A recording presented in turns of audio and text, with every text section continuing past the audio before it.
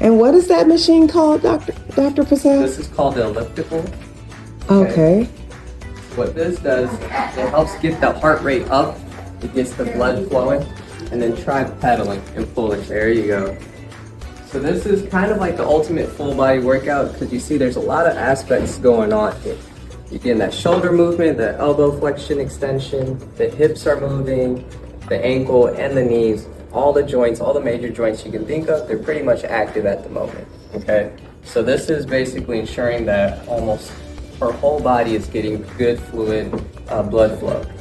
Wow. And what does that help with? This helps with getting the heart rate up, getting the blood flowing throughout the joints, the major muscles. So it helps get her body nice and warmed up and loose to help ensure the transition to her other exercises. Wow. Awesome. That's fabulous.